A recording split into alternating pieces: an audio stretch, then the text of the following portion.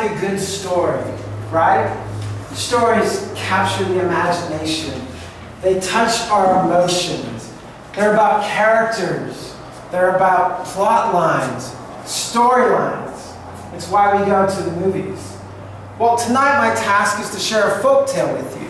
So this story was first told over 1,000 years ago. But I want to modify it a little bit. I want to make it a little contemporary.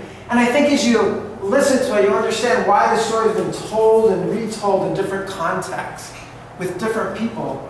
Because it's a timeless story that has a lesson for each one of us. Jack was an ambitious young man. He said, "Texas does not have enough opportunity for me." And so he got on a plane, not Air Astana, I think it was Lufthansa. And he flew over to Central Asia, landed in Almaty and took a look and said, "This is the land of opportunity. Kazakhstan reminds me of my grandfather when he was a young man and made his fortunes in Texas in the oil industry." He said, "This is my opportunity to make my mark. Yes, Almaty is just the ticket for me to succeed in life." So he worked a couple jobs, he tried some different things, even got married, but he was still not having that success that he wanted. And finally one day he realized, you know what Almaty lacks? It has nature, it's got coffee houses, but they do not have a good Mexican restaurant. He's like, everybody loves Mexican food. In fact, in Texas, we love Mexican food better than American food. And he says, "Oh, my oil buddies, they'll come to my restaurant." But he didn't have enough money saved up to open it. So he asked around, questioned, and he got introduced to Rustem. Now, Rustem was a successful business guy, but he could also be a little ruthless. He was a guy who had taken many risks, and most of those risks had paid off. So he owned several business centers. He had properties not only in Kazakhstan, but around the world. And he would travel, do business deals. And so Jack convinced Rustem to invest in his idea. Yes, a Mexican restaurant with hot, spicy food that people would love. This would be his ticket to success, to go just where he wanted to go. So Rustem checked him out, talked with him, they met, and they started the business deal. Now those that knew Rustem knew that he was the kind of guy that you didn't mess around with. He had political connections. He had been a former Olympic boxer, and he had the kind of connections that if you didn't pay up, he had ways of making you want to pay up. And so things were, a little dicey, some people thought, with Jack's new partnership.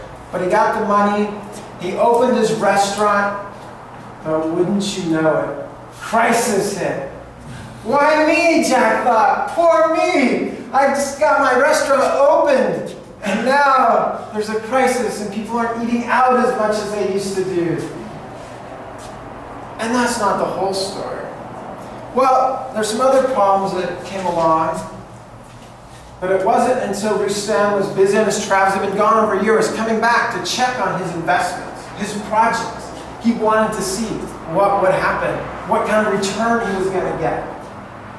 And when he came to his meeting with Jack, it was all bad news. He's like, "Jack, I need my money back.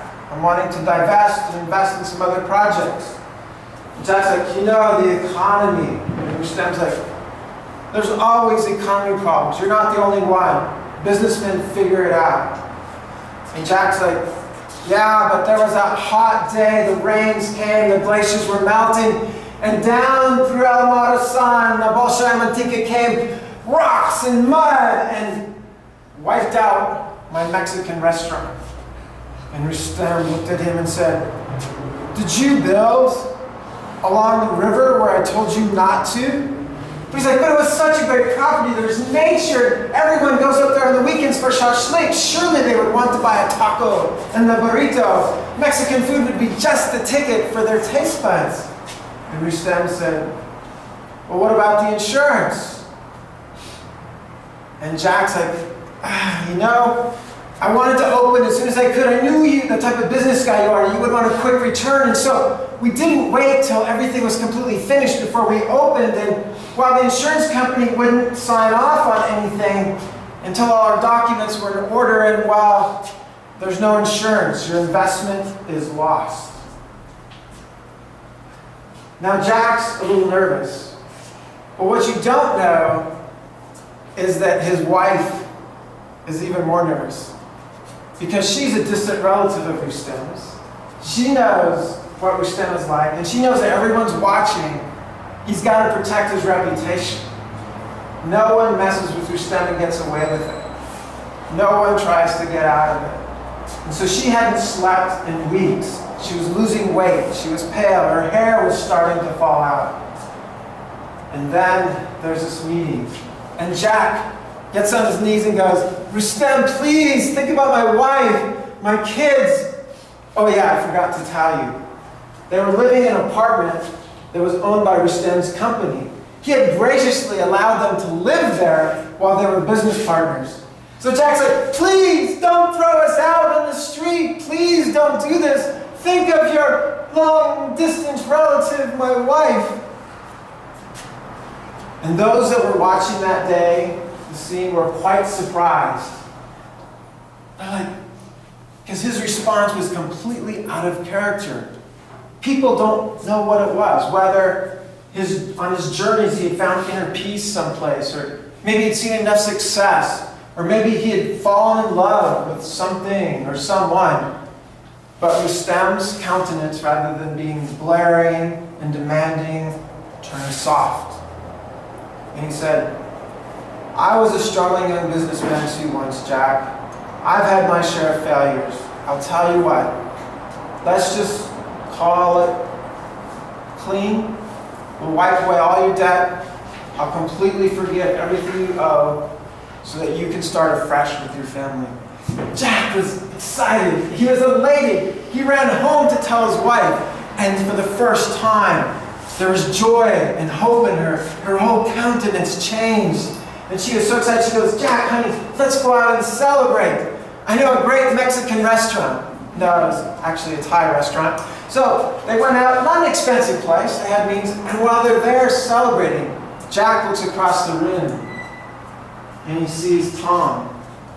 And he remembers that Tom had asked for a salary advance when they were working on the restaurant together of $100. And then the restaurant had got wiped out. And Tom had never repaid it. Well, now Jack's ready for a fresh start, and he could sure use $100. So he comes up to Tom and says, hey, Tom, I need $100. And Tom's like, well, you know, Jack, I meant to pay it back, but the economy, it's just not working out. And just like, Jack's like, I don't care about the economy. Everyone's got a bad economy. And Tom's like, but no, my wife, she's been ill. She can't work. We have medical bills.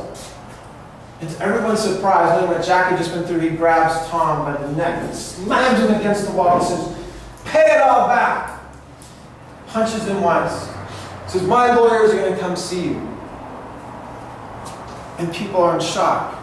Those that know Jack, know Tom, and know Rustem, give word back to Rustem. And they go back and tell Rustem what they just witnessed. Rustem is enraged. Now, this is the Rustem that people remember. He comes and finds Jack, grabs him by the lapel, slams him against the wall, and says, who do you think you are? I tried to pay it forward, and instead all you want to do is make Tom pay it back? Your debt is no longer forgiven.